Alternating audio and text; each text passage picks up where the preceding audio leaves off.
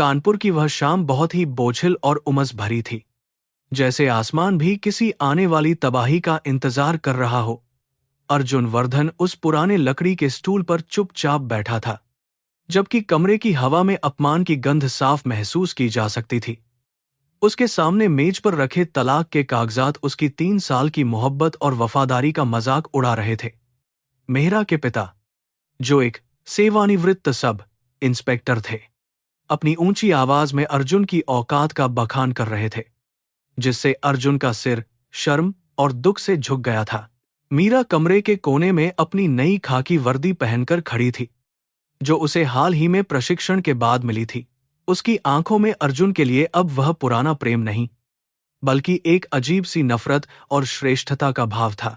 उसने एक बार भी अर्जुन की तरफ नहीं देखा, जैसे वह कोई तुच्छ वस्तु हो जिसे अब उसके जीवन से हटा दिया जाना चाहिए। वह एक साधारण ट्यूशन शिक्षक के साथ अपना भविष्य नहीं देख सकती थी, क्योंकि उसके सपने अब ऊंचे आसमान छूने के थे और अर्जुन उसके लिए केवल एक बाधा बनकर रह गया था। उसके ससुर ने गरजते हुए कहा कि उनके परिवार की परंपरा हमेशा पुलिस बल में रहने की रही है और एक साधारण बीए पास लड़का उनके खानदान की नाक कटा रहा है। उन्होंने अर्जुन को याद दिलाया कि कैसे उन्होंने अपनी बेटी के लिए एक बड़े पुलिस अधिकारी का रिश्ता ठुकरा दिया था, सिर्फ इस उम्मीद में कि अर्जुन शायद कुछ कर दिखाएगा। लेकिन अब उनकी सहन शक्ति खत्म हो चुकी थी और वे अपनी बेटी को एक भिखारी के साथ नहीं छोड़ सकते थे। अर्जुन की चुप्पी को उन्होंने उसकी कायरता समझ लिया था, जो वास्तव में उसका गहरा दुख था। अर्जुन ने धीरे से पेन उठाया। उसके हाथ हल्के से कांप रहे थे, लेकिन उसके चेहरे पर एक अजीब सा संकल्प उभर आया था। जैसे ही स्याही ने कागज को छुआ, उसे महसूस हुआ कि उसके दिल के एक हिस्से की मौत हो रही है, जिसे उसने बड़ी मेहनत से पाला था। उस दस्तखत के साथ ही उसकी पहचान एक पति से बदलकर एक अजनबी की हो गई थी। मीरा ने उस कागज को झपट्टे से उठा लिया और अपने पिता की ओर विजयी मुस्कान के साथ देखा, जैसे उसने किसी पुरानी और बेकार जंजीर से खुद को हमेशा के लिए आजाद कर लिया हो। बिना एक शब्द बोले अर्जुन उस घर से बाहर निकल गया, जहां उसने कभी खुशहाल भविष्य के सपने बुने थे। बाहर मूसलाधार बारिश हो रही थी, लेकिन उसे वह पानी अपने घावों पर मरहम जैसा महसूस हो रहा था। उसके पास केवल एक पुराना थैला और कुछ किताबें थीं, जो उसकी पूरी संपत्ति थी। स्टेशन की ओर पैदल चलते हुए उसने पीछे मुड़कर नहीं देखा, क्योंकि उसे पता था कि पुरानी यादें केवल उसे कमजोर करेंगी। उसके भीतर अब केवल एक ही आग जल रही थी, और वह थी अपने अस्तित्व को फिर से गढ़ने की प्रचंड इच्छा। ट्रेन की जनरल बोगी के कोने में बैठकर अर्जुन खिड़की से बाहर अंधेरे को निहार रहा था। उसने सोचा कि समाज में सम्मान केवल वर्दी और पैसों से आता है, योग्यता और सादगी से नहीं। मीरा का वह घमंड और उसके पिता की वे कड़वी बातें उसके कानों में बार बार गूंज रही थीं। उसने अपने आंसू पोंछे और अपने मन में यह शपथ ली कि वह एक दिन वापस लौटेगा, लेकिन उस रूप में नहीं जिसे वे जानते थे। वह उस शिखर पर पहुंचेगा जहां से ये सभी लोग उसे बहुत छोटे और मामूली दिखाई देने लगेंगे। दिल्ली की तंग गलियों और मुखर्जी नगर के छोटे से कमरे में अर्जुन का नया जीवन शुरू हुआ। वहां की हवा में केवल किताबों की धूल और संघर्ष की खुशबू थी। वह दिन में एक छोटी सी नौकरी करता और रात भर मोमबत्ती की रोशनी में यूपीएससी की किताबों में डूबा रहता। उसके पास ढंग से खाने के लिए पैसे नहीं थे, लेकिन उसके पास वह भूख थी जो भोजन से कहीं अधिक शक्तिशाली थी। उसने अपने अतीत को एक अंधेरे कमरे में बंद कर दिया था, और उसकी चाबी केवल सफलता के पास ही मिल सकती थी। कभी कभी रात के सन्नाटे में उसे मीरा की याद आती, लेकिन वह उस याद को तुरंत झटक देता था। उसे याद आता कि कैसे उसने उसे सबके सामने अपमानित किया था और उसकी सादगी का मजाक उड़ाया था। वह प्रेम अब प्रतिशोध में नहीं, बल्कि आत्म सुधार के एक कठिन मार्ग में बदल गया था। वह खुद को इतना मजबूत बनाना चाहता था कि भविष्य में कोई भी मीरा जैसा व्यक्ति उसे या उसके जैसे किसी और को कमतर न आंक सके। उसका संघर्ष अब केवल एक परीक्षा के लिए नहीं, बल्कि अपनी गरिमा वापस पाने के लिए था। संविधान और कानून की किताबें पढ़ते हुए अर्जुन को एहसास हुआ कि शक्ति का असली उपयोग दूसरों को दबाने के लिए नहीं, बल्कि न्याय दिलाने के लिए होना चाहिए। उसने देखा था कि कैसे मीरा ने अपनी शक्ति का दुरुपयोग उसे मानसिक रूप से तोड़ने के लिए किया था। उसने ठाना कि वह एक ऐसा अधिकारी बनेगा जो वर्दी का सम्मान करेगा और मानवीय मूल्यों को कभी नहीं भूलेगा। उसकी एकाग्रता इतनी गहरी थी कि उसे दुनिया की कोई भी हलचल अपने मार्ग से भटका नहीं सकती थी, और उसकी मेहनत अब रंग लाने ही वाली थी। परीक्षा के दिन अर्जुन के चेहरे पर एक शांत तेज था, जो केवल उन लोगों में होता है जिन्होंने सब कुछ खोकर फिर से खुद को पाया हो। उसने हर सवाल का जवाब अपनी पूरी आत्मा और ईमानदारी से दिया। जब वह परीक्षा केंद्र से बाहर निकला तो उसे लगा जैसे उसके कंधों से एक बड़ा बोझ उतर गया हो। परिणाम आने में अभी समय था, लेकिन उसे अपने भीतर एक विश्वास महसूस हो रहा था कि उसकी तपस्या अब पूर्ण होने वाली है। उसने ईश्वर को धन्यवाद दिया और अपनी नई यात्रा के लिए खुद को पूरी तरह तैयार कर लिया। जब संघ लोक सेवा आयोग का परिणाम आया तो अर्जुन का नाम शीर्ष 10 उम्मीदवारों की सूची में चमक रहा था। उसे भारतीय पुलिस सेवा यानी आईपीएस के लिए चुना गया था, जो उसके लिए केवल एक पद नहीं बल्कि एक नया जन्म था। उसकी आंखों में खुशी के आंसू थे, लेकिन उनमें वह अहंकार नहीं था जो उसने मीरा के चेहरे पर देखा था। उसने महसूस किया कि असली जीत वह नहीं जो दूसरों को नीचा दिखाए, बल्कि वह है जो खुद को इतना ऊंचा उठाए कि दुनिया खुद ही सम्मान करने पर मजबूर हो जाए। हैदराबाद की राष्ट्रीय पुलिस अकादमी में प्रशिक्षण के दौरान अर्जुन ने शारीरिक और मानसिक रूप से खुद को और भी निखारा। वह वहां के सबसे होनहार कैडेटों में से एक था, जिसे उसकी अनुशासन प्रियता और बुद्धिमानी के लिए सराहा जाता था। वर्दी पहनने का उसका तरीका और उसकी चाल ढाल में एक शाही गरिमा झलकने लगी थी। उसे अब कोई पहचान नहीं सकता था कि यह वही लड़का है जो कभी कानपुर की गलियों में अपमान के घूंट पीकर चुपचाप खड़ा रहता था।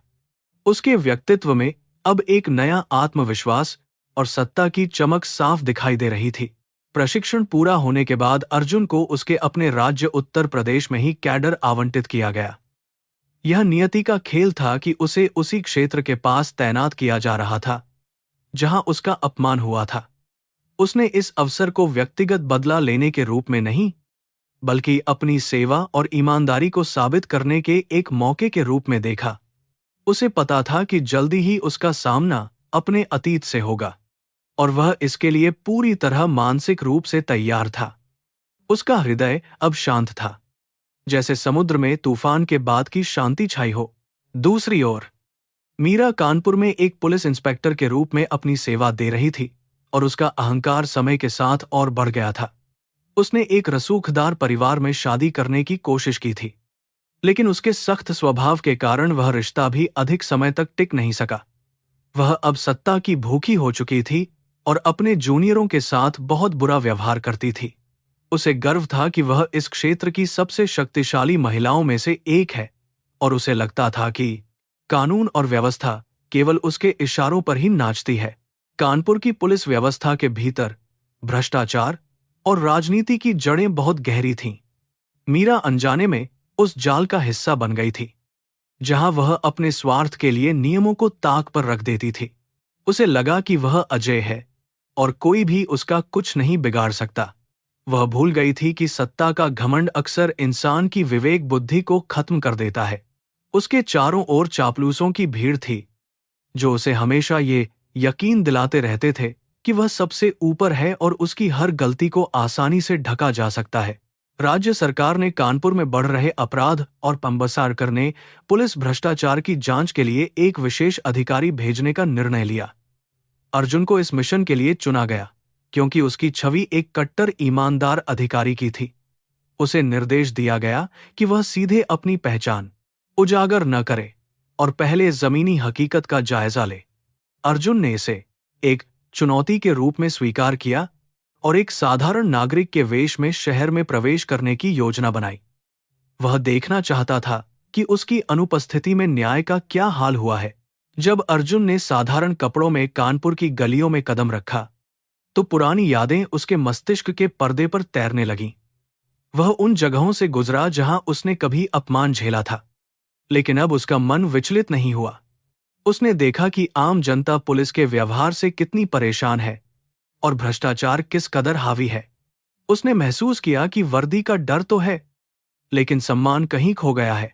उसे अपना कर्तव्य याद आया और उसने ठान लिया कि वह इस व्यवस्था में सुधार करके ही दम लेगा, चाहे परिणाम कुछ भी हो। उसने अपनी डायरी में उन सभी संदिग्ध अधिकारियों के नाम दर्ज किए जो अपनी शक्तियों का दुरुपयोग कर रहे थे। उस सूची में मीरा का नाम सबसे ऊपर था, जो उसे थोड़ा विचलित कर गया। लेकिन उसने अपने व्यक्तिगत भावनाओं को अपने कर्तव्य के आड़े नहीं आने दिया। वह जानता था कि अगले कुछ दिनों में कुछ ऐसा होने वाला है जो पूरे जिले को हिलाकर रख देगा। उसने अपनी योजना को अंतिम रूप दिया और उस पल का इंतजार करने लगा जब वह आधिकारिक रूप से अपनी कमान संभालेगा। उसे विश्वास था कि सत्य की जीत निश्चित है। कानपुर में कड़ाके की ठंड पड़ रही थी और कोहरे ने शहर को अपनी आगोश में ले लिया था। अर्जुन एक पुरानी मोटरसाइकिल पर सवार होकर शहर के विभिन्न थानों का मुआयना कर रहा था। उसके पास कोई सरकारी गाड़ी या सुरक्षाकर्मी नहीं थे, ताकि वह वास्तविकता को अपनी आंखों से देख सके। लोग उसे एक साधारण मध्यम वर्गीय आदमी समझ रहे थे, और यही उसकी सबसे बड़ी ताकत थी। वह व्यवस्था के भीतर छिपे उन दीमकों को ढूंढना चाहता था जो समाज की बुनियाद को कमजोर कर रहे थे, और मीरा उनमें से मुख्य अपराधी थी। नियति ने अपनी बिसात बिछा दी थी और मोहरे अपनी जगह ले चुके थे। अर्जुन का दिल तेजी से धड़क रहा था, क्योंकि वह जानता था कि वह उस थाने के पास पहुंच रहा है जहां मीरा तैनात थी। वह पुरानी यादों और वर्तमान के कर्तव्य के बीच एक संतुलन बनाने की कोशिश कर रहा था। क्या वह अपनी पूर्व पत्नी को कानून के सामने झुकते हुए देख पाएगा? यह सवाल उसके मन में बार बार उठ रहा था, लेकिन उसका संकल्प हिमालय की तरह अडिग था। वह अब केवल एक अधिकारी था जो न्याय की रक्षा के लिए खड़ा था। उस रात अर्जुन एक छोटे से चाय के स्टॉल पर बैठा था, जहां से थाने की इमारत साफ दिखाई दे रही थी। उसने देखा कि कैसे एक गरीब आदमी को पुलिसकर्मी धक्का देकर बाहर निकाल रहे थे, जबकि एक अपराधी अंदर मजे से बैठा था। यह देखकर उसका खून खौल उठा, लेकिन उसने अपने गुस्से पर काबू रखा। उसने महसूस किया कि मीरा का प्रशासन केवल ताकतवर लोगों के लिए है और कमजोरों के लिए वहां कोई जगह नहीं है। अब वह समय आ गया था कि वह अपनी चुप्पी तोड़े और व्यवस्था को एक नया आईना दिखाए।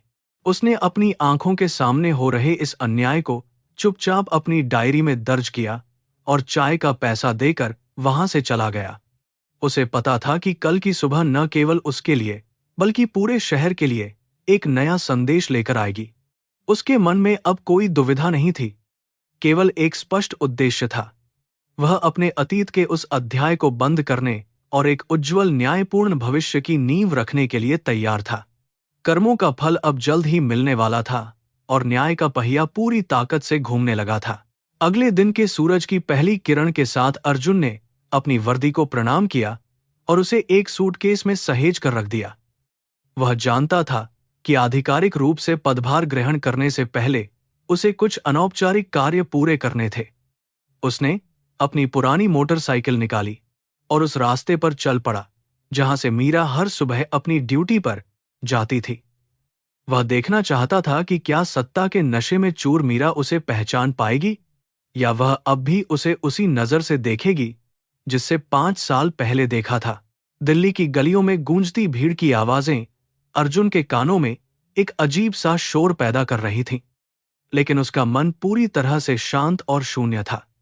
वह पुरानी दिल्ली के एक छोटे और सीलन भरे कमरे में रहने लगा, जहां रोशनी भी मुश्किल से पहुंचती थी और हवा में हमेशा नमी बनी रहती थी। उसके पास बिछाने के लिए एक पुरानी चटाई और सिर के नीचे रखने के लिए किताबों का ढेर था, जो अब उसका एकमात्र सहारा बन चुका था। उसने अपनी पुरानी जिंदगी को एक बंद लिफाफे की तरह पीछे छोड़ दिया था। सुबह की पहली किरण के साथ अर्जुन एक स्थानीय ढाबे पर काम करने निकल जाता था, जहां उसे बर्तन धोने और मेज साफ करने का कठिन काम मिला था। वहां से मिलने वाले चंद रुपए उसके कमरे के किराए और एक वक्त के सादे खाने के लिए काफी थे, जो उसे जीवित रखते थे।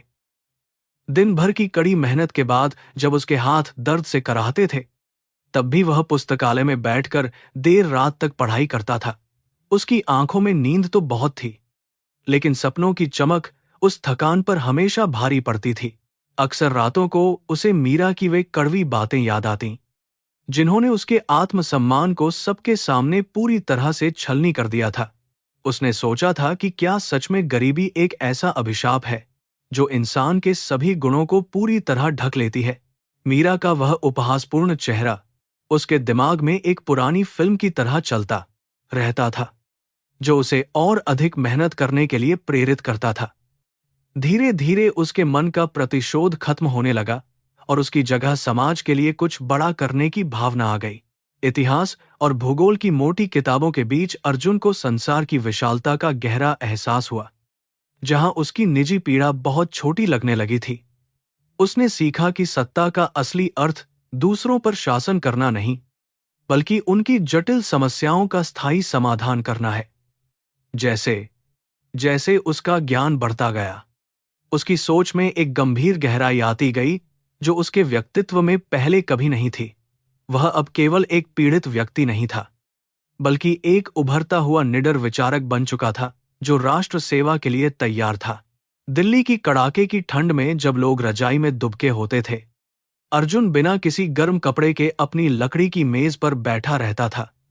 उसके पैर ठंड से सुन्न हो जाते थे, लेकिन इतिहास के पन्ने पलटने की उसकी गति कभी कम नहीं होती थी।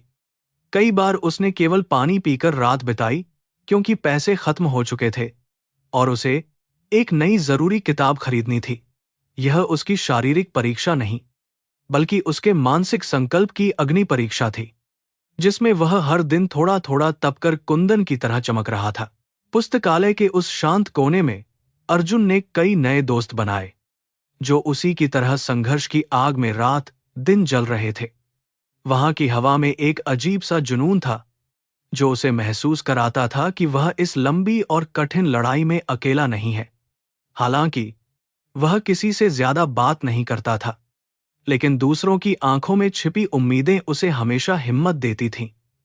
उसने देखा कि कैसे मध्यम वर्गीय परिवारों के बच्चे अपने माता पिता के सपनों को पूरा करने के लिए अपनी जवानी को किताबों में झोंक रहे थे। अर्जुन के लिए यूपीएससी केवल एक परीक्षा नहीं थी, बल्कि अपनी खोई हुई गरिमा को वापस पाने का एकमात्र पवित्र मार्ग था। उसने अपनी दीवारों पर भारत का मानचित्र और कुछ प्रेरणादायक विचार चिपका रखे थे, जो उसे हर पल उसके लक्ष्य की याद दिलाते थे। उसने खुद को बाहरी दुनिया से पूरी तरह काट लिया था और उसका मोबाइल फोन भी महीनों तक बंद रहता था। उसके लिए समय का अर्थ केवल अध्ययन के घंटों से था और उसकी दुनिया केवल उन कागजों और कलम की स्याही तक ही सीमित होकर रह गई थी। जब प्रारंभिक परीक्षा का दिन आया, तो अर्जुन के मन में कोई घबराहट नहीं थी, बल्कि एक अजीब सी शांति छाई हुई थी।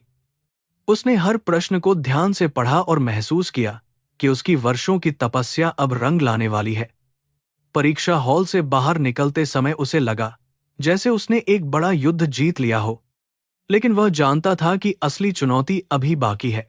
उसने बिना किसी विश्राम के मुख्य परीक्षा की तैयारी शुरू कर दी, क्योंकि उसके पास रुकने या पीछे मुड़ने का कोई विकल्प नहीं बचा था। मुख्य परीक्षा के दौरान अर्जुन ने अपनी कलम से अपने विचारों को कागजों पर इस तरह उतारा जैसे कोई कलाकार अपनी कृति रच रहा हो। उसकी उत्तर पुस्तिकाएं उसके ज्ञान और अनुभव का जीता जागता प्रमाण थीं, जिनमें समाज की समस्याओं के प्रति गहरी संवेदनशीलता झलकती थी। उसने प्रशासन, नैतिकता और कानून के विषयों पर अपनी पकड़ इतनी मजबूत कर ली थी कि कोई भी सवाल उसे विचलित नहीं कर सकता था। परीक्षा के अंतिम दिन वह बहुत भावुक हो गया, क्योंकि उसे अपनी मेहनत पर पूरा भरोसा था और ईश्वर पर विश्वास था। परिणाम का इंतजार करना अर्जुन के लिए किसी मानसिक प्रताड़ना से कम नहीं था, लेकिन उसने इस समय का उपयोग अपनी शारीरिक शक्ति को बढ़ाने में किया। वह हर सुबह पार्क में दौड़ता और योग करता, ताकि वह एक पुलिस अधिकारी की जिम्मेदारियों के लिए शारीरिक रूप से भी तैयार हो सके। उसके चेहरे पर अब एक नया तेज था और उसकी चाल में एक अधिकारी जैसी गरिमा दिखने लगी थी।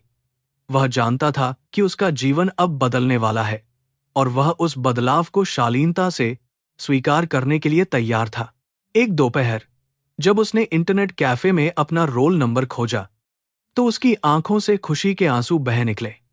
उसने सूची में अपना नाम देखा और उसकी आंखों के सामने मीरा का वह तिरस्कारपूर्ण चेहरा एक बार फिर घूम गया। लेकिन इस बार उसके मन में नफरत नहीं, बल्कि एक अजीब सी सहानुभूति थी कि मीरा ने क्या खो दिया है। उसने अपने माता पिता की तस्वीर को प्रणाम किया और महसूस किया कि उनका आशीर्वाद ही उसे यहां तक लेकर आया है। उसकी सफलता की खबर जल्द ही चारों ओर फैल गई। साक्षात्कार के दिन अर्जुन ने धौलपुर हाउस के गलियारों में बहुत ही आत्मविश्वास के साथ कदम रखा, जहां बड़े बड़े विद्वान उसका इंतजार कर रहे थे। बोर्ड के सदस्यों ने उससे उसके जीवन, संघर्ष और समाज के प्रति उसके दृष्टिकोण के बारे में कई कठिन सवाल पूछे। अर्जुन ने हर सवाल का जवाब इतनी ईमानदारी और स्पष्टता से दिया कि पैनल के सदस्य भी उसकी परिपक्वता से प्रभावित हुए बिना नहीं रह सके। उसने साबित कर दिया कि एक इंसान का चरित्र उसकी परिस्थितियों से नहीं, बल्कि उसके इरादों से महान बनता है। अंतिम परिणाम आने पर अर्जुन को भारतीय पुलिस सेवा आईपीएस आवंटित की गई, जो उसके लिए सबसे बड़ा सम्मान था। उसने तुरंत अपनी वर्दी का नाप दिया और उस पल की कल्पना की जब वह देश की सेवा की शपथ लेगा। उसके संघर्ष के दिन अब समाप्त हो चुके थे, लेकिन उसकी असली परीक्षा अब शुरू होने वाली थी। उसे पता था कि वर्दी पहनना केवल शक्ति पाना नहीं है, बल्कि करोड़ों लोगों की सुरक्षा की जिम्मेदारी अपने कंधों पर उठाना है। वह इस पवित्र जिम्मेदारी के लिए पूरी तरह से तैयार था। हैदराबाद की सरदार वल्लभभाई पटेल राष्ट्रीय पुलिस अकादमी में अर्जुन का प्रशिक्षण शुरू हुआ, जहां उसे अनुशासन और वीरता के नए पाठ पढ़ाए गए। वहां की कठोर दिनचर्या ने उसे मानसिक रूप से और भी फौलादी बना दिया।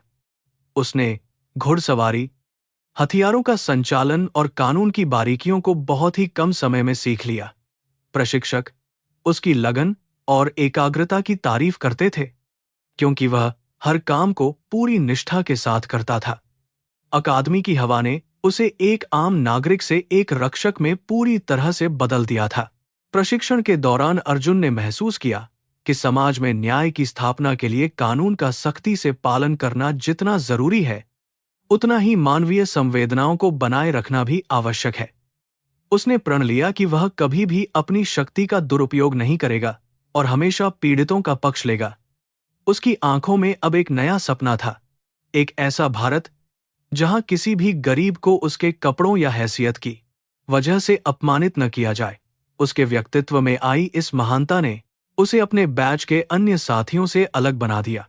पासिंग आउट परेड के दिन जब अर्जुन ने राष्ट्रपति को सलामी दी, तो उसके सीने पर चमकते सितारे उसकी जीत की कहानी कह रहे थे। उसके पास कोई अपना नहीं था जो उस पल की खुशी साझा कर सके, लेकिन उसने महसूस किया कि पूरा देश अब उसका परिवार है। उसने उस मिट्टी को चूमा जहां उसने प्रशिक्षण लिया था और अपने कार्यक्षेत्र की ओर रवाना होने के लिए तैयार हो गया। उसकी पहली नियुक्ति उसके गृह राज्य में हुई थी, जिसे उसने नियति का एक विशेष संकेत मानकर गर्व से स्वीकार किया। जब वह अपने गृह राज्य के पुलिस मुख्यालय पहुंचा, तो उसे उसकी ईमानदारी और निडरता के कारण एक विशेष जांच अभियान का प्रभार दिया गया। उसे कानपुर और उसके आसपास के क्षेत्रों में फैले भ्रष्टाचार के जाल को काटने की जिम्मेदारी सौंपी गई थी। अर्जुन ने इस कार्य को बहुत गंभीरता से लिया और अपनी पहचान गुप्त रखकर जांच शुरू करने का फैसला किया।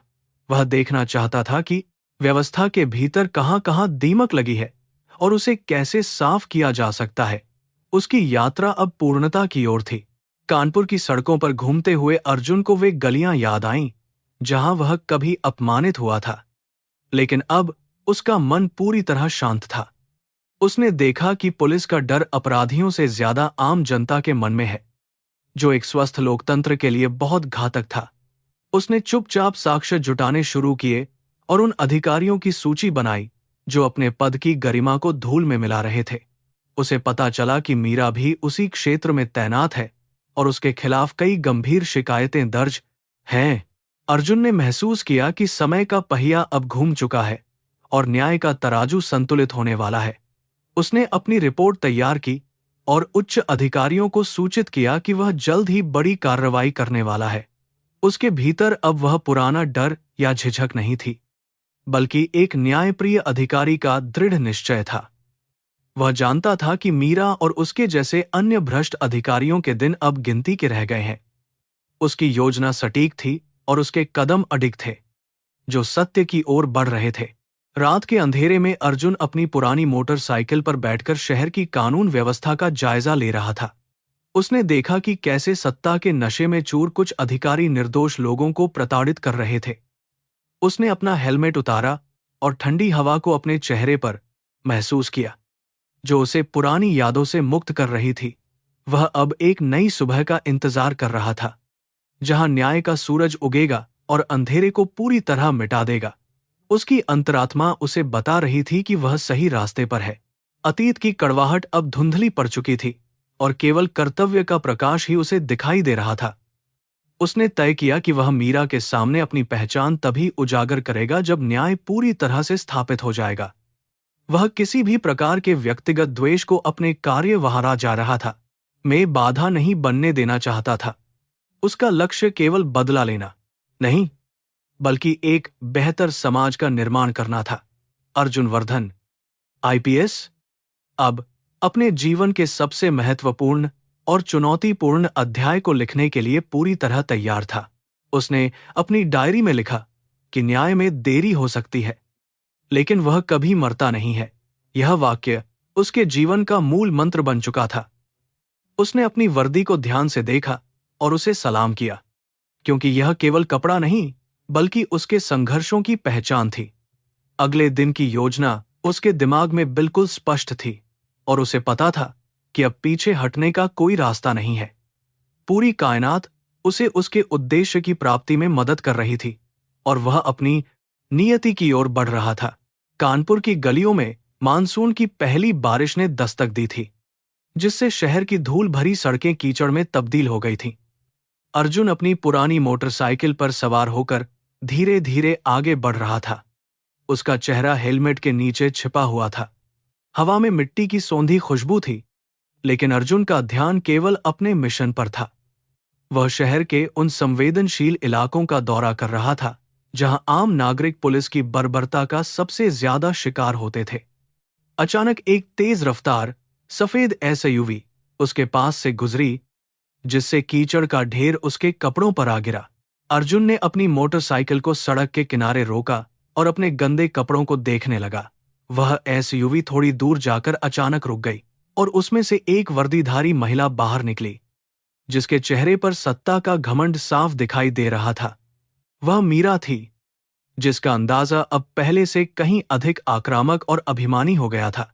उसने पीछे मुड़कर अर्जुन की ओर तिरस्कार भरी नजरों से देखा और चिल्लाते हुए उसे बीच सड़क पर गाड़ी चलाने की तमीज सिखाने लगी। अर्जुन ने शांत रहकर अपना हेलमेट उतारा और जैसे ही उनकी नजरें मिलीं, वहां एक अजीब सा सन्नाटा छा गया। मीरा की आंखें आश्चर्य से फटी की फटी रह गईं जब उसने अपने सामने उसी आदमी को देखा जिसे उसने 5 साल पहले घर से बाहर निकाल दिया था। उसकी नजर में अर्जुन अब भी वही मामूली ट्यूशन शिक्षक था, जिसके पास रहने को घर और खाने को ढंग का भोजन नहीं था। उसने जोर से ठहाका लगाया और व्यंग्य करते हुए कहा कि 5 साल बाद भी उसकी हैसियत वैसी ही है, बल्कि अब तो वह और भी खस्ताहाल लग रहा है। अर्जुन की चुप्पी ने उसे और भी चिढ़ा दिया था, क्योंकि वह चाहती थी कि अर्जुन उसके सामने गिड़गिड़ाए और माफी मांगे। बारिश और तेज हो गई थी, लेकिन मीरा के चेहरे पर कोई शालीनता नहीं थी। उसने अर्जुन को डांटते हुए कहा कि उसे अपनी औकात देखकर सड़क पर चलना चाहिए, क्योंकि उसके जैसे लोग केवल दूसरों का रास्ता रोकने के लिए पैदा हुए हैं। अर्जुन ने अपनी आवाज को बहुत ही नियंत्रित रखते हुए कहा कि सड़क पर चलने का हक हर नागरिक का है, चाहे वह अमीर हो या गरीब। यह सुनकर मीरा का गुस्सा 7वें आसमान पर पहुंच गया, क्योंकि उसे अपनी वर्दी की ताकत का बहुत गुमान था और वह किसी आम आदमी से ऐसी बात सुनने की आदी नहीं थी। मीरा ने पास खड़े एक कांस्टेबल को इशारा किया और अर्जुन की मोटरसाइकिल की चाबी छीनने का आदेश दिया। उसने चिल्लाकर कहा कि इस आदमी ने एक सरकारी अधिकारी के काम में बाधा डाली है और इसके पास शायद गाड़ी के पूरे कागजात भी नहीं होंगे। अर्जुन ने कोई विरोध नहीं किया और चुपचाप अपनी चाबी कांस्टेबल को दे दी। वह मीरा के व्यवहार को गौर से देख रहा था और उसे दुख हो रहा था कि एक रक्षक कैसे भक्षक बन सकता है। मीरा को लगा कि अर्जुन डर गया है, इसलिए उसने अपनी आवाज को और भी ऊंचा कर दिया। सड़क पर भीड़ जमा होने लगी थी और लोग देख रहे थे कि कैसे एक पुलिस अधिकारी एक साधारण नागरिक को अपमानित कर रही है। मीरा ने अपनी आंखों में एक क्रूर चमक के साथ अर्जुन से कहा कि वह उसे अभी गिरफ्तार कर सकती है और उसे जेल की सलाखों के पीछे भेज सकती है। अर्जुन ने केवल इतना कहा कि कानून सभी के लिए बराबर है और किसी को भी निजी दुश्मनी निकालने के लिए वर्दी का इस्तेमाल नहीं करना चाहिए। यह सुनकर मीरा को लगा जैसे उसके स्वाभिमान को चुनौती दी गई हो और उसने तुरंत अपने फोन पर थाने को सूचित किया। अर्जुन की आंखों में कोई डर नहीं था, बल्कि एक गहरी करुणा थी जो मीरा को और भी अधिक उत्तेजित कर रही थी। उसे याद आया कि कैसे वह कभी अर्जुन के साथ भविष्य के सपने देखती थी, लेकिन अब उसे अर्जुन केवल एक बीता हुआ बुरा सपना लग रहा था। उसने अपने मन में ठान लिया था कि वह आज अर्जुन को उसकी औकात दिखाकर ही दम लेगी। बारिश का पानी उसके चेहरे से बह रहा था, लेकिन उसके भीतर की नफरत की आग बुझने का नाम नहीं ले रही थी। वह अपनी शक्ति के नशे में पूरी तरह से अंधी हो चुकी थी। आसपास के लोग कानाफूसी कर रहे थे, लेकिन पुलिस के डर से कोई भी अर्जुन के पक्ष में बोलने की हिम्मत नहीं कर रहा था। मीरा ने अर्जुन को धक्का देते हुए अपनी जीप की ओर बढ़ने को कहा, जैसे वह कोई आदतन अपराधी हो। अर्जुन ने महसूस किया कि यह वही जगह थी जहां समाज की नैतिकता दम तोड़ देती है, जहां रसूखदार लोग गरीबों को अपने पैरों की धूल समझते हैं। उसने एक गहरी सांस ली और बिना किसी शिकायत के मीरा के आदेशों का पालन करने लगा, क्योंकि उसे पता था कि न्याय का समय अब निकट है। मीरा ने अपनी जीप में बैठते हुए अर्जुन पर एक आखिरी कटाक्ष किया कि वह हमेशा एक हारा हुआ इंसान ही रहेगा। उसने अपने ड्राइवर से गाड़ी चलाने को कहा, जबकि अर्जुन को एक सिपाही की निगरानी में पीछे वाली सीट पर बैठने के लिए मजबूर किया गया। अर्जुन ने खिड़की से बाहर देखते हुए शहर की बदलती तस्वीर को देखा और सोचा कि व्यवस्था को बदलना कितना कठिन कार्य है। वह जानता था कि मीरा उसे जिस रास्ते पर ले जा रही है, वह अंततः मीरा के ही पतन का कारण बनने वाला है। कर्मों का चक्र घूमना शुरू हो गया था। थाने की ओर जाते समय मीरा रास्ते भर अपने फोन पर किसी प्रभावशाली व्यक्ति से बात कर रही थी, ताकि वह अपनी ताकत का प्रदर्शन कर सके। उसने अर्जुन की ओर एक बार भी नहीं देखा, जैसे उसकी मौजूदगी का अब कोई महत्व ही न रह गया हो। अर्जुन के मन में अपनी वर्दी और उस पर लगे अशोक स्तंभ के प्रति सम्मान और बढ़ गया, क्योंकि वह जानता था कि असली शक्ति का उपयोग कैसे किया जाता है। वह चुपचाप अपनी गिरफ्तारी को स्वीकार कर रहा था, क्योंकि उसे सच्चाई के उस पल का बेसब्री से इंतजार था। जब जीप थाने के गेट के अंदर दाखिल हुई, तो अर्जुन ने देखा कि वहां का माहौल कितना भ्रष्ट और अव्यवस्थित था। सिपाही बिना किसी अनुशासन के इधर उधर घूम रहे थे और फरियादी बाहर बारिश में भीगते हुए अपनी बारी का इंतजार कर रहे थे। मीरा ने जीप से उतरते ही जोर से चिल्लाकर मुंशी को बुलाया और अर्जुन के खिलाफ झूठी शिकायत दर्ज करने का आदेश दिया। उसने अर्जुन को एक अपराधी की तरह हवालात की ओर ले जाने का निर्देश दिया, ताकि उसकी हेकड़ी पूरी तरह से निकाली जा सके और वह फिर सिर न उठा सके। थाने के भीतर की बदबू और घुटन अर्जुन के लिए असहनीय थी, लेकिन उसने अपना धैर्य नहीं खोया। उसने देखा कि कैसे मीरा दूसरे पुलिसकर्मियों के सामने अपनी श्रेष्ठता साबित करने के लिए उसे बार बार अपमानित कर रही थी। मीरा ने उसके पुराने जीवन के बारे में कई भद्दी टिप्पणियां की, जिन्हें सुनकर वहां मौजूद अन्य सिपाही भी हंसने लगे।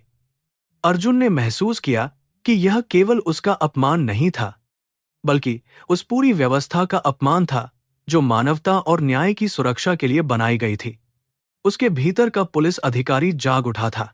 मीरा ने एक कुर्सी खींचकर अर्जुन के सामने बैठते हुए कहा कि वह चाहे तो उसे वर्षों तक जेल में रख सकती है और कोई उसका कुछ नहीं बिगाड़ पाएगा। उसने अर्जुन से माफी मांगने और उसके पैर छूने के लिए कहा, ताकि वह उसे छोड़ सके। अर्जुन ने शांत भाव से उत्तर दिया कि वह केवल सत्य के सामने झुकता है और किसी अन्याय के सामने कभी नहीं झुकेगा। यह सुनकर मीरा का चेहरा गुस्से से तमतमा उठा। और उसने अपने हाथ में पकड़ी हुई फाइल को मेज पर दे मारा, जिससे एक जोरदार आवाज हुई। बाहर बारिश अब और भी भीषण हो गई थी, जैसे प्रकृति भी इस अन्याय के खिलाफ अपना विरोध दर्ज कर रही हो। अर्जुन को एक अंधेरी कोठरी में डाल दिया गया, जहां जमीन पर पानी रिस रहा था और हवा में नमी थी। उसने दीवार का सहारा लिया और वहां बैठकर अपनी योजना के अगले चरण के बारे में सोचने लगा। उसे पता था कि उसके साथी अधिकारी अब उसकी तलाश में होंगे और जल्द ही वास्तविकता सबके सामने आ जाएगी। मीरा को इस बात का जरा भी अंदाजा नहीं था कि उसने किस आग से खेलने की कोशिश की है। उस रात अर्जुन ने हवालात के भीतर ही अपनी पुरानी यादों और वर्तमान की जिम्मेदारियों के बीच एक संतुलन बनाने की कोशिश की। उसने सोचा कि क्या मीरा को सुधारने का कोई रास्ता बचा है, या वह पूरी तरह से सत्ता के लालच में डूब चुकी है। उसे दुख इस बात का था कि जिस महिला से उसने कभी प्रेम किया था, वह आज नैतिकता के किस निचले स्तर पर गिर चुकी है। उसने भगवान से प्रार्थना की कि उसे सही निर्णय लेने की शक्ति प्रदान करें, ताकि वह न्याय के मार्ग से कभी विचलित न हो सके। अगली सुबह जब थाने में काम शुरू हुआ, तो मीरा बहुत ही प्रसन्न दिख रही थी, क्योंकि उसे लगा कि उसने अपने पुराने दुश्मन को पूरी तरह से परास्त कर दिया है। उसने अर्जुन को हवालात से बाहर निकलवाया और सबके सामने उसे एक बार फिर से नीचा दिखाने की कोशिश की। उसने अर्जुन को चाय का कप लाने के लिए कहा, जैसे वह कोई अर्दली हो। अर्जुन ने बिना कुछ कहे कप उठाया, लेकिन उसकी आंखों में जो चमक थी, उसने मीरा को एक पल के लिए विचलित कर दिया। वह चमक आत्मविश्वास और न्याय की थी। मीरा के पिता भी उसी समय थाने पहुंचे थे, क्योंकि उन्हें पता चला था कि मीरा ने अर्जुन को पकड़ लिया है। उन्होंने अर्जुन के पास जाकर उसे खूब खरी खोटी सुनाई और कहा कि गरीबी उसका नसीब है और वह कभी बड़ा आदमी नहीं बन पाएगा। अर्जुन ने उनकी बातों को शांति से सुना और उनके प्रति भी कोई दुर्भावना नहीं दिखाई।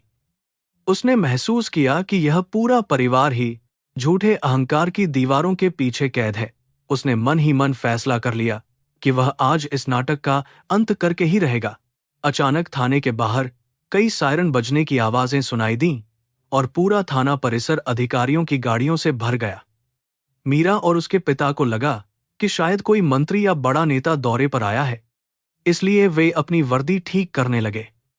वरिष्ठ पुलिस अधिकारियों को अपनी गाड़ियों से उतरते देख मीरा ने उन्हें सलामी देने के लिए दौड़ लगाई, लेकिन उसने जो देखा, उसने उसके पैरों तले की जमीन खिसका दी। सभी वरिष्ठ अधिकारी सीधे उस ओर बढ़ रहे थे जहां अर्जुन एक साधारण नागरिक के वेश में खड़ा था। आईजी और डीआईजी स्तर के अधिकारियों ने अर्जुन के पास पहुंचकर उसे बहुत ही सम्मान के साथ सैल्यूट किया। मीरा यह देखकर हक्की बक्की रह गई और उसकी समझ में कुछ नहीं आ रहा था कि आखिर क्या हो रहा है। तभी आईजी ने जोर से घोषणा की कि ये हमारे नए नियुक्त विशेष जांच अधिकारी अर्जुन वर्धन आईपीएस हैं। यह सुनकर थाने में सन्नाटा छा गया और मीरा के हाथ पांव कांपने लगे। उसे अपनी आंखों पर यकीन नहीं हो रहा था कि जिसे उसने कल हवालात में डाला था, वह उसका सर्वोच्च अधिकारी है। अर्जुन ने अपने कपड़ों पर लगी धूल झाड़ी और आईजी की ओर देखते हुए एक गंभीर मुस्कान दी। उसने मीरा की ओर मुड़कर देखा, जो अब डर और शर्म से पानी पानी हो रही थी। उसके पिता के चेहरे से सारा रंग उड़ गया था और वे पीछे हटने की कोशिश कर रहे थे। अर्जुन ने अपनी आवाज में वही गंभीरता लाते हुए कहा कि अब हिसाब होगा, न केवल एक साधारण नागरिक के अपमान का, बल्कि इस वर्दी की गरिमा को ठेस पहुंचाने का भी। पूरे थाने में अब केवल अर्जुन की आवाज गूंज रही थी। मीरा को अपनी गलती का एहसास हो गया था, लेकिन अब बहुत देर हो चुकी थी, क्योंकि उसने कानून के रक्षक का ही कानूनन अपमान किया था। अर्जुन ने अपने सहयोगियों को निर्देश दिया कि वे थाने के सभी रिकॉर्ड जब्त कर लें और मीरा के खिलाफ विभागीय जांच शुरू करें। उसने साबित कर दिया कि सत्ता और वर्दी का उपयोग अहंकार के लिए नहीं, बल्कि सेवा के लिए होना चाहिए। अर्जुन की यह जीत केवल उसकी व्यक्तिगत जीत नहीं थी, बल्कि यह उन करोड़ों लोगों की जीत थी जो हर दिन अन्याय सहते हैं। मीरा के चेहरे पर जो घमंड था, वह अब पूरी तरह से गायब हो चुका था और उसकी जगह गहरी हताशा ने ले ली थी। उसने अर्जुन से बात करने की कोशिश की, लेकिन अर्जुन ने उसे अपने केबिन में आने का आदेश दिया ताकि आधिकारिक कार्यवाही शुरू की जा सके। अर्जुन के व्यक्तित्व में जो निखार और गरिमा थी, उसने सभी को प्रभावित किया। उसने दिखाया कि कैसे संघर्ष और सत्य के मार्ग पर चलकर कोई भी इंसान सर्वोच्च शिखर तक पहुंच सकता है। कानपुर के उस थाने में आज एक नया इतिहास लिखा गया था। हवालात की लोहे की सलाखें ठंडी और बेजान थीं, जो उस भ्रष्ट व्यवस्था की गूंगी गवाह बनी खड़ी थीं। अर्जुन फर्श पर चुपचाप बैठा था। उसकी पीठ सीलन भरी दीवार से टिकी हुई थी। उसने देखा कि कैसे एक कोने में एक मकड़ी अपना जाला बुन रही थी, बेखबर कि उसका शिकार जल्द ही फांसने वाला है। बाहर कांस्टेबलों के ठहाकों और चाय के गिलासों के टकराने की आवाजें आ रही थीं। उन्हें लगा कि उन्होंने एक साधारण आदमी को तोड़ दिया है, लेकिन वे नहीं जानते थे कि वे एक शिकारी की नजर में थे। मीरा गलियारे में टहल रही थी। उसके जूतों की आवाज पत्थर के फर्श पर लयबद्ध तरीके से गूंज रही थी। वह एक पल के लिए रुकी और अर्जुन की ओर संतुष्टि और तिरस्कार के मिले जुले भाव से देखा। उसने संतरी को आदेश दिया कि जब तक यह आदमी भीख न मांगे, उसे पानी की एक बूंद भी न दी जाए। उसकी आवाज इतनी तेज थी कि थाने में मौजूद हर शख्स उसे सुन सके। वह अपनी सत्ता का प्रदर्शन कर रही थी। अर्जुन ने ऊपर नहीं देखा। उसकी खामोशी ही उसका सबसे बड़ा कवच बन गई थी। मुंशी ने एक फर्जी एफआईआर तैयार की थी, जिसमें अर्जुन पर पुलिस ड्यूटी में बाधा डालने और सार्वजनिक शांति भंग करने का आरोप लगाया गया था। मीरा ने उस कागज पर बड़ी शान से दस्तखत किए, जैसे वह किसी अपराधी का भाग्य लिख रही हो। उसने अपने अधीन काम करने वाले सिपाहियों को निर्देश दिया कि इस आदमी का ऐसा हाल करो कि यह दोबारा कभी किसी वर्दी वाले के सामने सिर उठाने की हिम्मत न कर सके। भ्रष्टाचार की यह चादर इतनी गहरी थी कि न्याय की पुकार वहां तक पहुंच ही नहीं पा रही थी। अर्जुन ने महसूस किया कि थाने के भीतर का माहौल किसी नर्क से कम नहीं था। बगल की कोठरी में एक वृद्ध व्यक्ति रो रहा था, जिसे बिना किसी कारण के केवल शक के आधार पर पकड़ लिया गया था। मीरा ने उस बूढ़े आदमी को भी डांटा और चुप रहने की धमकी दी। अर्जुन की मुट्ठियां भिंच गईं, लेकिन उसने अपने क्रोध को नियंत्रित किया। वह इस अन्याय का हर विवरण अपने मस्तिष्क में दर्ज कर रहा था। उसे एहसास हुआ कि शक्ति जब गलत हाथों में होती है, तो वह सबसे विनाशकारी हथियार बन जाती है।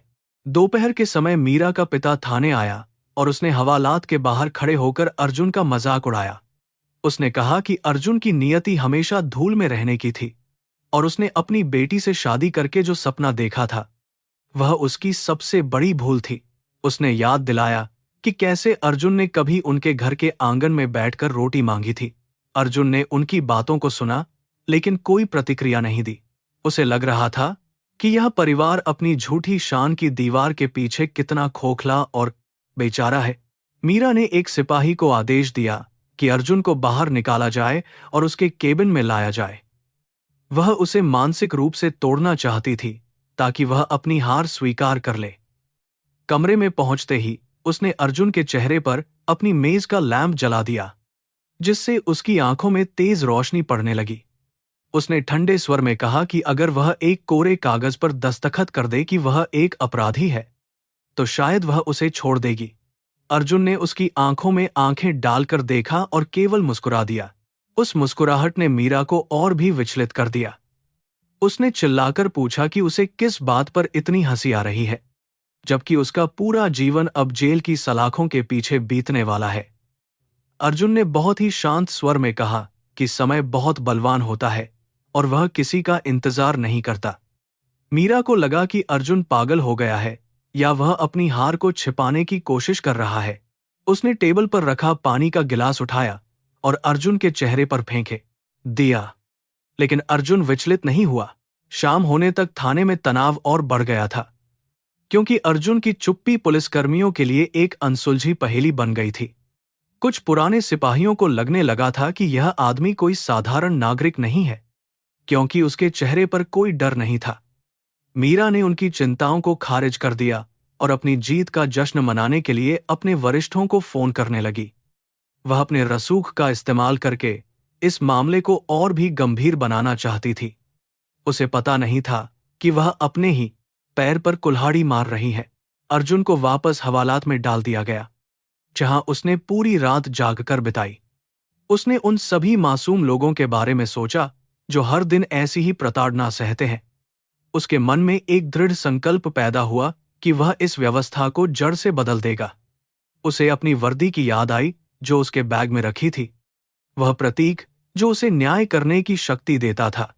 अंधेरे में उसकी आंखें चमक रही थीं, जैसे कोई दीपक तूफान में भी जलने का साहस कर रहा हो। अगली सुबह जब सूरज की पहली किरण थाने के गंदे फर्श पर पड़ी, तो माहौल में एक अजीब सी खामोशी थी। मीरा ने अपने पिता के साथ बैठकर नाश्ता किया और अर्जुन को नीचा दिखाने की नई योजनाएं बनाई। वह चाहती थी कि अर्जुन को हथकड़ी लगाकर पूरे बाजार में घुमाया जाए, ताकि उसकी प्रतिष्ठा पूरी तरह खत्म हो जाए। उसके पिता भी इस विचार से बहुत खुश थे। उन्होंने कभी नहीं सोचा था कि उनका यह अहंकार जल्द ही एक भयानक सच्चाई में तब्दील होने वाला है और उनका पतन निश्चित है। अर्जुन ने हवा में उमड़ते उस बदलाव को महसूस कर लिया था। उसे दूर से सरकारी गाड़ियों के सायरन सुनाई दे रहे थे, जो अब धीरे धीरे थाने की ओर बढ़ रहे थे। उसने अपनी आंखें बंद कीं और ईश्वर से प्रार्थना की कि उसे अपनी व्यक्तिगत भावनाओं पर काबू रखने की शक्ति मिले। वह अब केवल एक आईपीएस अधिकारी था, जो अपने कर्तव्य का पालन करने के लिए तैयार था। मीरा की हंसी अब आखिरी बार गूंज रही थी, क्योंकि न्याय का वह क्षण अब बस कुछ ही कदमों की दूरी पर था। पूरा थाना परिसर अब धूल और सायरन की आवाजों से भर गया था। मीरा और उसके सिपाही घबराहट में बाहर की ओर भागे, यह सोचकर कि शायद कोई बड़ा निरीक्षण होने वाला है। उन्होंने देखा कि राज्य के सबसे बड़े अधिकारी अपनी गाड़ियों से उतर रहे थे। मीरा ने अपनी वर्दी को जल्दी से ठीक किया और सलामी देने के लिए तैयार हो गई, लेकिन उसकी आंखों में जो डर था वह उसके चेहरे पर साफ दिखाई दे रहा था। वह नहीं जानती थी कि आज उसकी पूरी दुनिया हमेशा के लिए बदलने वाली है। अधिकारियों ने थाने के गेट के पास पहुंचते ही सीधे हवालात की ओर इशारा किया। मीरा को समझ नहीं आ रहा था कि वे अपराधी की कोठरी में क्यों जाना चाहते हैं। जैसे ही हवालात का दरवाजा खोला गया और अर्जुन बाहर निकला, वहां मौजूद हर व्यक्ति की सांसें थम गईं। अर्जुन के चेहरे पर एक ऐसी गरिमा थी जिसे कोई भी साधारण आदमी नहीं छिपा सकता था। आईजी ने आगे बढ़कर अर्जुन को बहुत ही गर्व के साथ सैल्यूट किया, जिससे मीरा के हाथ से उसकी लाठी नीचे गिर गई। मीरा के पिता के पैर कांपने लगे और वे दीवार का सहारा लेकर खड़े हो गए। उनकी आंखों में अब वही अपमान और डर था जो उन्होंने कभी अर्जुन की आंखों में देखने की कोशिश की थी। अर्जुन ने आईजी की ओर देखा और बहुत ही शांत लहजे में कहा कि इस थाने की व्यवस्था बहुत ही निराशाजनक है। उसने मीरा की ओर एक नजर भी नहीं डाली, लेकिन उसकी हर बात मीरा के दिल में तीर की तरह चुभ रही थी। सत्य की शक्ति ने अंततः झूठ और अहंकार के किले को पूरी तरह से ध्वस्त कर दिया था। अर्जुन ने अपने सहयोगियों को आदेश दिया कि वे तुरंत मीरा का सर्विस रिवॉल्वर और बेल्ट जमा कर लें। उसने कहा कि जो अधिकारी अपनी वर्दी का सम्मान नहीं कर सकता, उसे पहनने का कोई अधिकार नहीं है। मीरा की आंखों से अब पछतावे के आंसू बह रहे थे, लेकिन अर्जुन का हृदय अब एक पत्थर की तरह सख्त हो चुका था। उसने दिखाया कि कैसे एक साधारण इंसान अपनी मेहनत और ईमानदारी से उस मुकाम तक पहुंच सकता है जहां न्याय ही सर्वोपरि होता है। कानपुर के उस छोटे से थाने के बाहर अचानक सायरन की गूंज सुनाई दी, जिसने वहां की शांति को पूरी तरह से भंग कर दिया। एक के बाद एक कई सफेद सरकारी गाड़ियां रुकीं, जिन पर नीली बत्तियां जल रही थीं और धूल का गुबार हवा में तैर रहा था। मीरा ने घबराहट में अपनी वर्दी को ठीक किया और अपनी टोपी को सिर पर सीधा किया, क्योंकि उसे लगा कि शायद कोई बड़ा निरीक्षण होने वाला है। वह जल्दी से बाहर की ओर दौड़ी ताकि वह आने वाले वरिष्ठ अधिकारियों का स्वागत कर सके और अपनी तत्परता दिखा सके। मुख्य गाड़ी का दरवाजा खुला और राज्य के पुलिस महानिरीक्षक आईजी बाहर निकले, जिनके चेहरे पर एक विशेष गंभीरता थी। उनके पीछे पुलिस उप महानिरीक्षक और जिले के पुलिस कप्तान भी अपनी गाड़ियों से बाहर आए, जिससे थाने में मौजूद हर सिपाही के हाथ पांव कांपने लगे। मीरा ने आगे बढ़कर सलाम करने की कोशिश की, लेकिन आईजी ने उसकी ओर एक तिरछी नजर डाली और बिना कुछ बोले सीधे हवालात की तरफ बढ़ गए। उनके कदमों की आहट में एक ऐसी सत्ता थी जिसने मीरा के मन में एक गहरा डर पैदा कर दिया था। जैसे ही वे हवालात के पास पहुंचे, मुंशी ने कांपते हाथों से ताला खोला और लोहे की भारी सलाखें एक कर्कश आवाज के साथ पीछे हट गईं। अर्जुन वहां से बाहर निकला। उसके साधारण कपड़ों पर हवालात की धूल जमी हुई थी, लेकिन उसके चेहरे का तेज किसी सम्राट जैसा था। आईजी ने अपनी टोपी उतारी और पूरे सम्मान के साथ अर्जुन के सामने झुककर सलाम किया, जिसे देखकर मीरा की सांसें जैसे गले में ही अटक गई हों। वह यह समझने में पूरी तरह असमर्थ थी कि एक भिखारी को ऐसा शाही सम्मान क्यों मिल रहा था। आईजी ने जोरदार आवाज में घोषणा की कि ये हमारे नए विशेष जांच अधिकारी, भारतीय पुलिस सेवा के अधिकारी श्री अर्जुन वर्धन हैं। यह सुनते ही मीरा के हाथ से उसकी लाठी नीचे गिर गई और वह पत्थर की मूर्ति की तरह वहीं जमी रह गई। उसकी आंखों के सामने 5 साल पहले का वह दृश्य घूमने लगा, जब उसने अर्जुन को अपमानित करके घर से निकाला था। उसे अपनी गलती की भयावहता का एहसास हुआ और उसे लगा जैसे उसके पैरों के नीचे से जमीन खिसककर पाताल में धंसती जा रही हो। मीरा के पिता, जो थाने के एक कोने में गर्व से खड़े थे, उनका चेहरा अचानक सफेद पड़ गया और उनकी आवाज जैसे हमेशा के लिए खो गई। उन्हें याद आया कि उन्होंने कैसे इस आदमी को 2 कौड़ी का शिक्षक कहा था और उसकी सादगी का मजाक उड़ाया था। वे दीवार का सहारा लेकर धीरे धीरे नीचे बैठने लगे, क्योंकि उनके घुटने अब उनका बोझ उठाने में सक्षम नहीं थे। उन्हें अब समझ आया कि अर्जुन ने अपनी चुप्पी से उन्हें कितना बड़ा जवाब दिया था, जिसे उन्होंने उसकी कमजोरी समझकर बड़ी भूल की थी। अर्जुन ने अपनी कलाई घड़ी पर समय देखा और बहुत ही संयमित स्वर में आईजी से कहा कि इस थाने में कानून का नहीं, बल्कि अहंकार का राज चल रहा है। उसकी आवाज में वही ठहराव था जिसने कभी मीरा को चिढ़ाया था, लेकिन आज वही आवाज उसे मौत की सजा जैसी सुनाई दे रही थी। अर्जुन ने मीरा की ओर देखा, जिसकी आंखों से अब पछतावे के आंसू बह रहे थे, लेकिन उसने कोई दया नहीं दिखाई।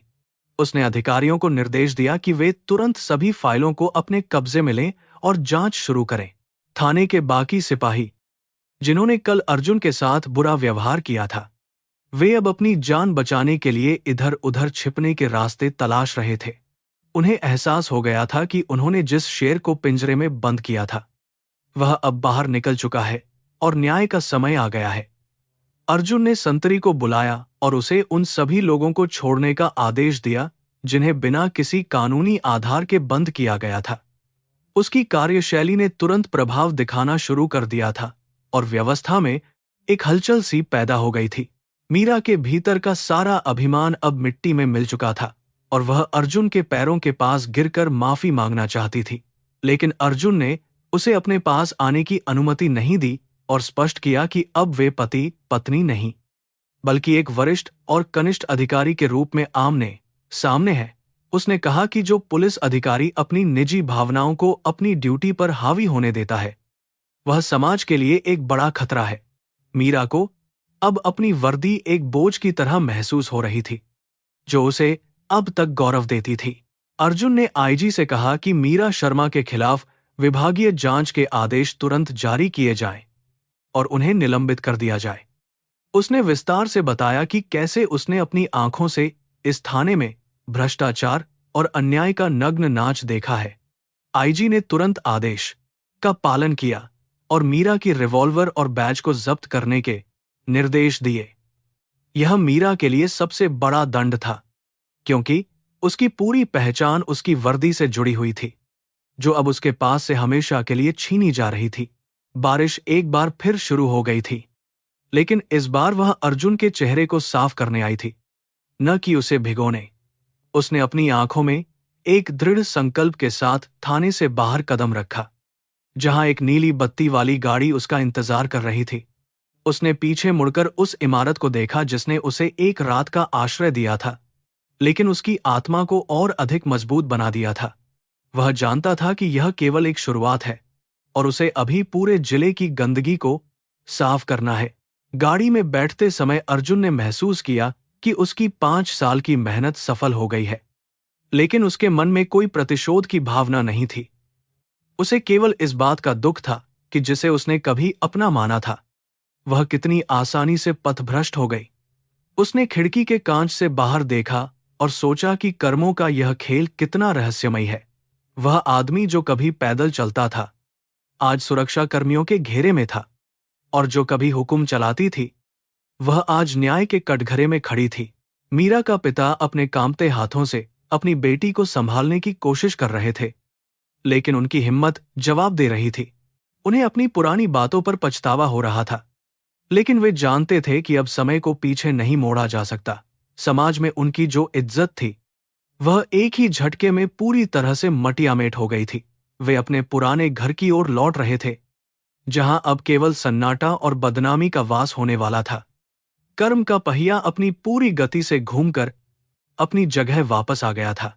जिले के अन्य थानों में भी यह खबर बिजली की तरह फैल गई कि एक आईपीएस अधिकारी ने गुप्त रूप से निरीक्षण किया है और एक इंस्पेक्टर को निलंबित कर दिया है। भ्रष्ट अधिकारियों के बीच हड़कंप मच गया और वे अपने रिकॉर्ड दुरुस्त करने में जुट गए। अर्जुन की इस कार्रवाई ने पूरे प्रशासन को एक कड़ा संदेश दिया था कि अब किसी भी प्रकार की लापरवाही बर्दाश्त नहीं की जाएगी। उसने अपने आगमन के पहले ही दिन यह स्पष्ट कर दिया था कि न्याय ही अब सर्वोपरि होगा और कोई भी अपराधी नहीं बचेगा। अर्जुन अब सर्किट हाउस की ओर बढ़ रहा था, जहां उसे अपनी टीम के साथ अगली योजना पर चर्चा करनी थी। उसे पता था कि मीरा जैसे कई और चेहरे व्यवस्था में छिपे हुए हैं, जिन्हें बेनकाब करना अभी बाकी है। उसकी यात्रा कठिन थी, लेकिन उसके पास वह नैतिक बल था जो उसे हर मुश्किल से लड़ने की ताकत देता था। उसने अपनी डायरी निकाली और उस पर एक नया अध्याय शुरू किया, जिसका शीर्षक था पुनर्जन्म। उसका अतीत अब पूरी तरह से राख हो चुका था और भविष्य का मार्ग बिल्कुल स्पष्ट था। सर्किट हाउस पहुंचने पर उसे गार्ड ऑफ ऑनर दिया गया, जिसे उसने बहुत ही शालीनता से स्वीकार किया। उसने अपनी पुरानी मोटरसाइकिल के बारे में सोचा, जो अभी भी थाने में खड़ी थी, और मुस्कुरा दिया। वह मोटरसाइकिल उसके संघर्षों की याद दिलाती थी, जिसे वह कभी नहीं भूलना चाहता था। उसने अधिकारियों से कहा कि उसने इन में से मेहनता मोटरसाइकिल को सुरक्षित रखा जाए, क्योंकि वह उसकी सबसे कीमती संपत्ति है। उसने महसूस किया कि असली दौलत वह नहीं जो तिजोरी में हो, बल्कि वह है जो आपके चरित्र और ईमानदारी में झलकती है। रात के सन्नाटे में अर्जुन अपनी बालकनी पर खड़ा होकर कानपुर की रोशनी को देख रहा था। उसने सोचा कि क्या उसने मीरा के साथ बहुत सख्ती की, लेकिन उसकी अंतरात्मा ने कहा कि उसने केवल अपना कर्तव्य निभाया है। कानून सबके लिए एक होना चाहिए, और अगर वह अपनी पूर्व पत्नी को छोड़ देता, तो वह खुद के साथ और समाज के साथ अन्याय करता। उसने अपनी आंखें बंद कीं और ठंडी हवा का आनंद लिया, यह महसूस करते हुए कि उसने अपने जीवन का सबसे कठिन पहाड़ सफलतापूर्वक पार कर लिया है। अगली सुबह से अर्जुन ने अपना काम पूरी ताकत से शुरू कर दिया और उन सभी लंबित फाइलों को खोलना शुरू किया जिन्हें सालों से दबाया गया था। उसने भ्रष्ट राजनेताओं और पुलिस के गठजोड़ को तोड़ने के लिए कई छापे मारे।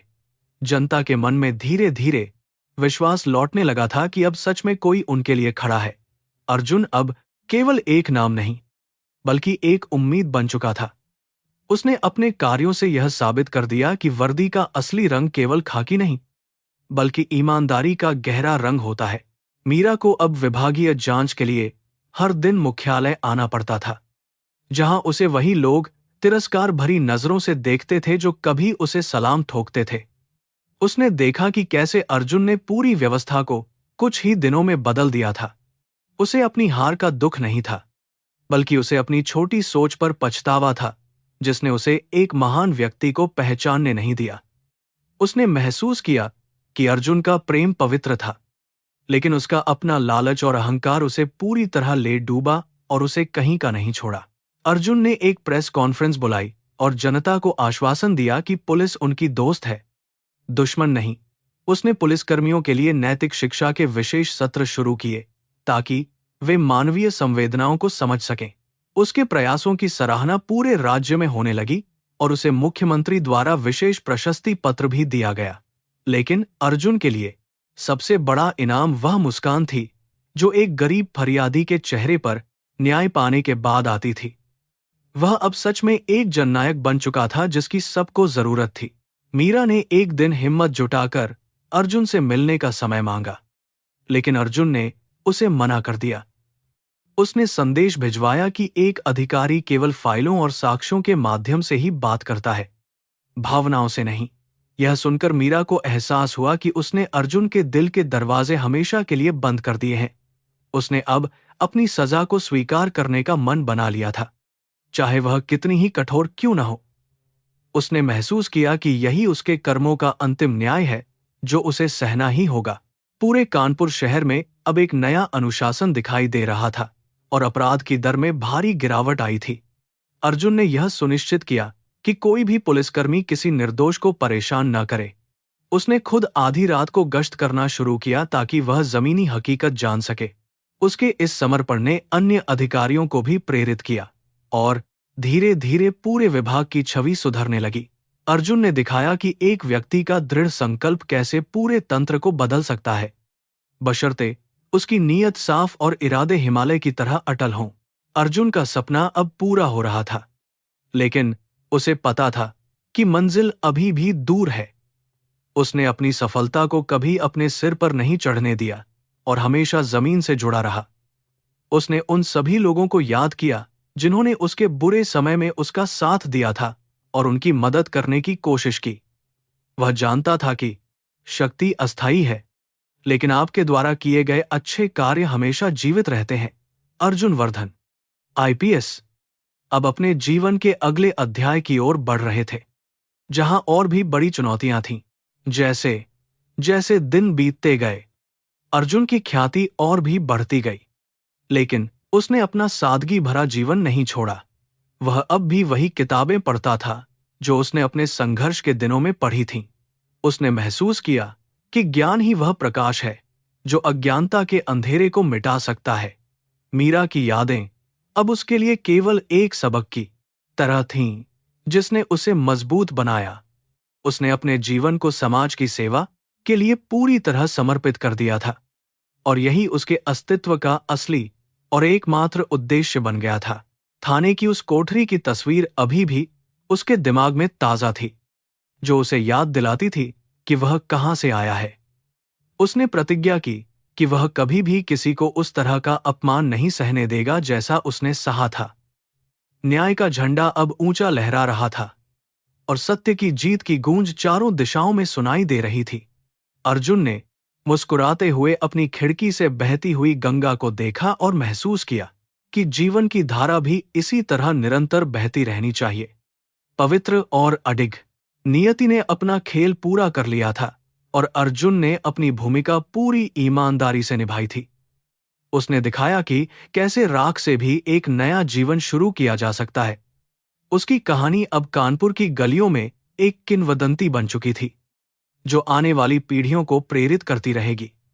उसने अपनी कलम उठाई और अपनी डायरी के पन्ने पर लिखा, अंत वास्तव में एक नई और सुंदर शुरुआत है। उसके चेहरे पर एक गहरी शांति थी, जो केवल उन लोगों को मिलती है जिन्होंने अपने कर्मों से अपना भाग्य स्वयं लिखा हो। मुख्यालय का वह पूछताछ कक्ष बहुत ठंडा और शांत था, जहां दीवारों पर लगी घड़ियां समय की भयावहता को दर्ज कर रही थीं। मेज के एक तरफ अर्जुन अपनी पूरी वर्दी में बैठा था, जिसके कंधों पर लगे सितारे उसकी गरिमा और संघर्ष की कहानी बयां कर रहे थे। दूसरी तरफ मीरा बैठी थी, जिसकी आंखों में अब वह पुराना अहंकार नहीं, बल्कि गहरी हताशा और अनिश्चितता का डर था। अर्जुन ने उसके सामने कुछ पुरानी फाइलें रखीं, जो उसके कार्यकाल में हुए भ्रष्टाचार और सत्ता के दुरुपयोग का कच्चा चिट्ठा थीं। कमरे की हवा में एक अजीब सा भारीपन था, जो मीरा की गलतियों का बोझ साफ बयां कर रहा था।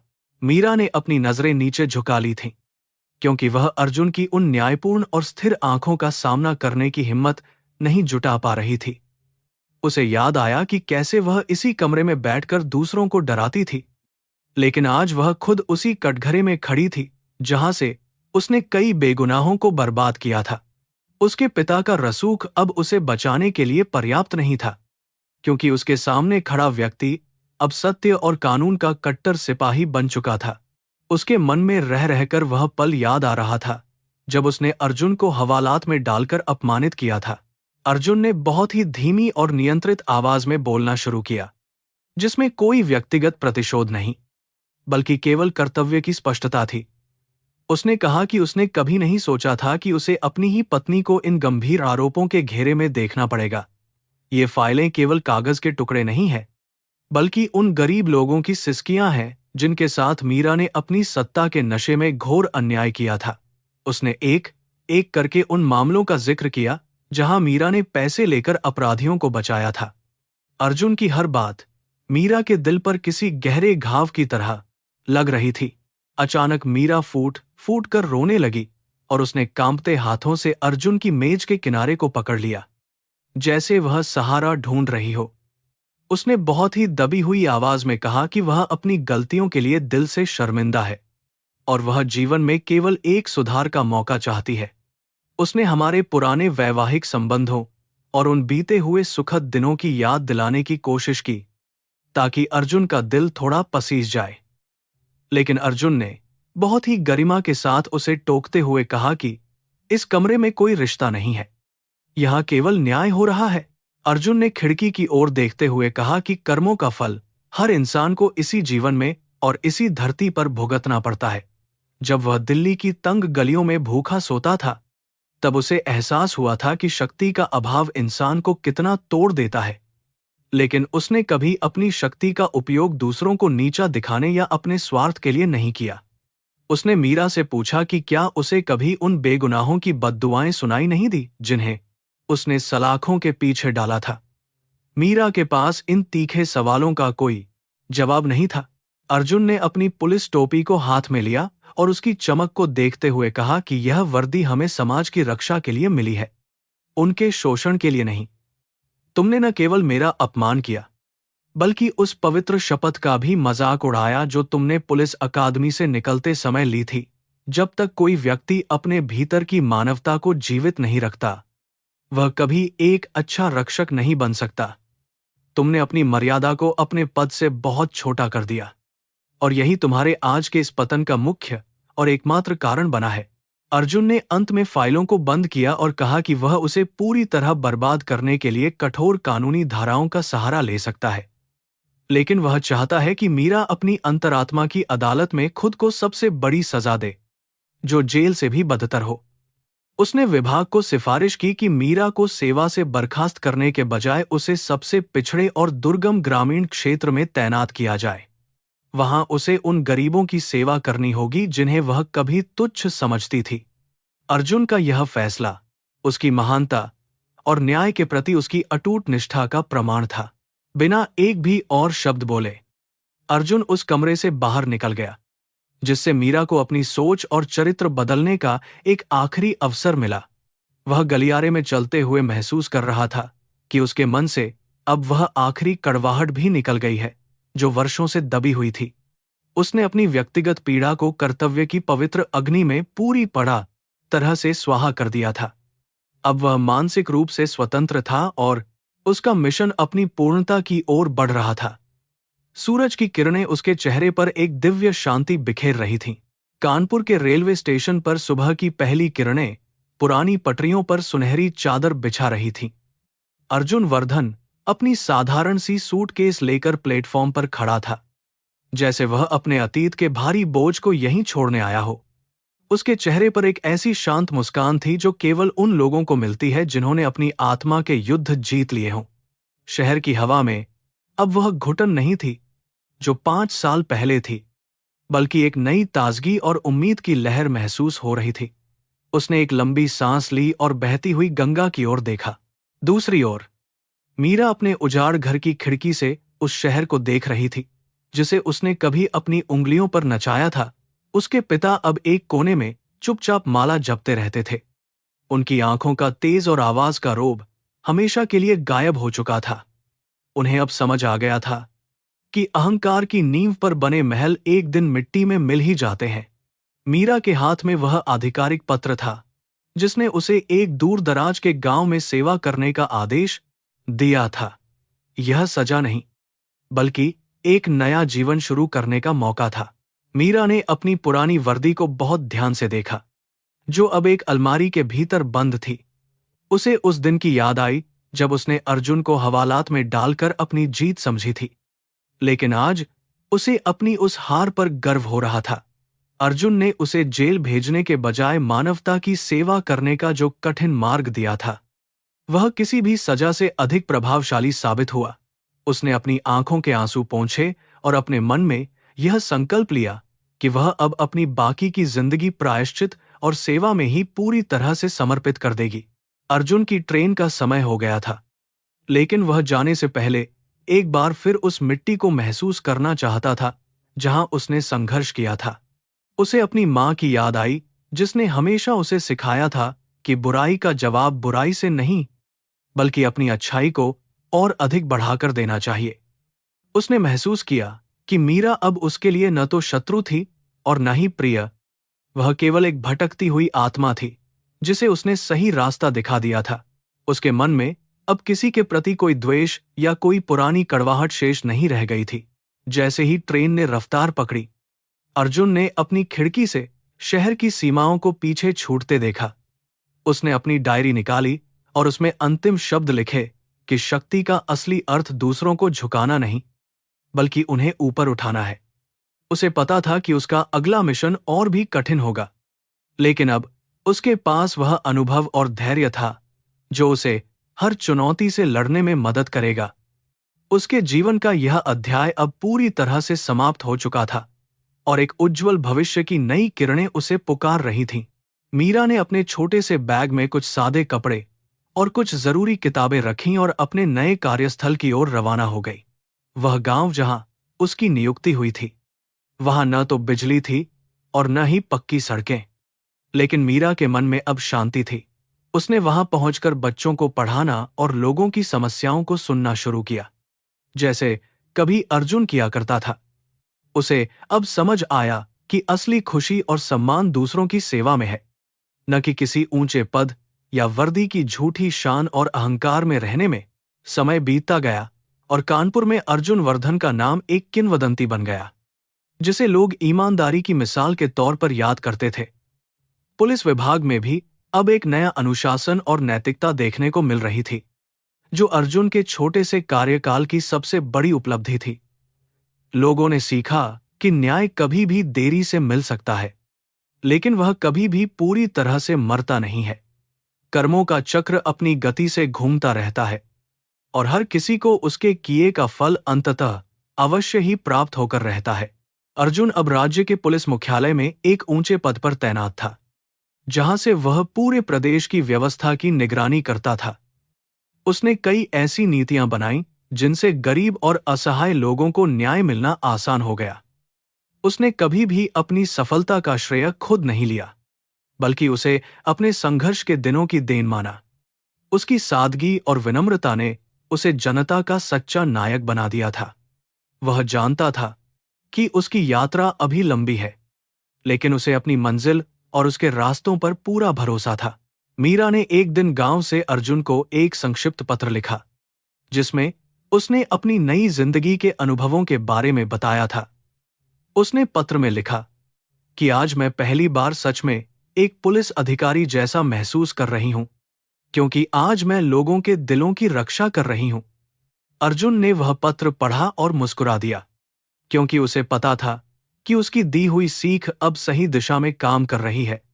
उसने पत्र का कोई जवाब नहीं दिया, क्योंकि कुछ खामोशियां ही सबसे बड़े और गहरे जवाब होते हैं। गंगा की लहरें आज भी उतनी ही पवित्रता से बह रही थीं, जैसे वे सदियों से बहती आ रही हैं।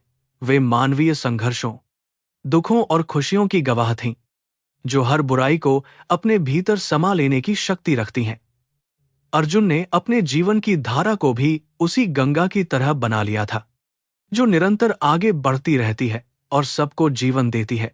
उसकी कहानी अब केवल उसकी नहीं थी, बल्कि उन सभी लोगों की थी जो सच के रास्ते पर चलने का साहस और अटूट विश्वास रखते हैं। समाज में अब मीरा के प्रति भी लोगों का नजरिया बदलने लगा था, क्योंकि उन्होंने देखा कि वह कितनी मेहनत से उनकी सेवा कर रही थी। उसने साबित कर दिया था कि एक इंसान अपनी गलतियों से सीखकर खुद को पूरी तरह बदल सकता है। उसके पिता ने भी अब दुनियादारी से नाता तोड़ लिया था। और वे अपना अंतिम समय भक्ति में बिता रहे थे। उन्हें अपनी बेटी पर अब उस पुराने अहंकार के कारण नहीं, बल्कि उसकी नई और सात्विक पहचान के कारण बहुत अधिक गर्व महसूस हो रहा था। अर्जुन वर्धन, आईपीएस, अब अपने कार्यालय की कुर्सी पर बैठे थे, लेकिन उनकी सोच अभी भी उन तंग गलियों में ही थी जहां से वे आए थे। उन्होंने अपने मेज पर एक छोटा सा पत्थर का टुकड़ा रखा था, जो उन्हें अपनी जड़ों की याद दिलाता रहता था। उनका व्यक्तित्व अब एक ऐसे वटवृक्ष की तरह था जो हजारों लोगों को अपनी न्यायपूर्ण छाया प्रदान कर रहा था। उनके लिए वर्दी अब केवल एक जिम्मेदारी थी जिसे वे अपनी आखिरी सांस तक पूरी ईमानदारी और अटूट निष्ठा के साथ निभाना चाहते थे। रात के आकाश में तारे चमक रहे थे और शहर धीरे धीरे नींद की आगोश में समा रहा था। अर्जुन ने अपनी खिड़की से बाहर देखा और महसूस किया कि न्याय का सूरज अब कभी नहीं डूबेगा। उसने अपनी आंखें बंद कीं और उस असीम शांति को महसूस किया जो केवल धर्म के मार्ग पर चलने से प्राप्त होती है।